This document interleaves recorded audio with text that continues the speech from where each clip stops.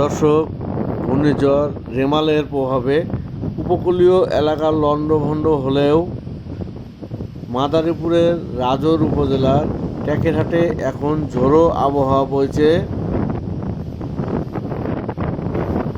যদিও কোথাও ক্ষয়ক্ষতির সম্ভাবনা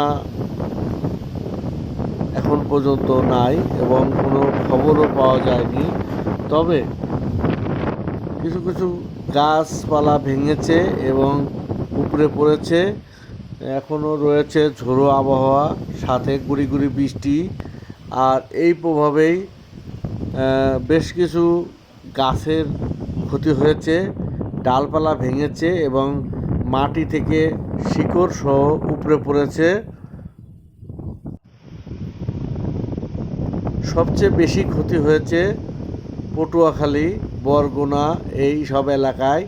এছাড়াও যশোর, সাতক্ষীরা, খুলনা, মংলা এসব এলাকাতে ব্যাপক ধ্বংসযজ্ঞ চালিয়েছে রেমাল। আর রেমালের প্রভাবে যশোর, সাতক্ষীরা অঞ্চলে এখনও ঝোড়ো হাওয়া বইছে।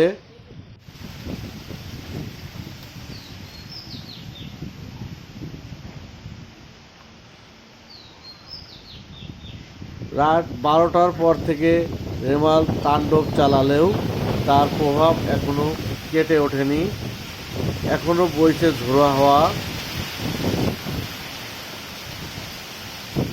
তবে আশার বাণী এটাই, যে পরিমাণে ঝোড়ো হাওয়া মাদারীপুরের রাজৌর টেকেরহাটে বইছে, এতে বড় কোনো ধরনের ক্ষতির সম্ভাবনা হয়তো নাই। তারপরেও সকলকে সাবধানে থাকার জন্য এবং নিরাপদ স্থানে থাকার জন্য অনুরোধ করা হচ্ছে।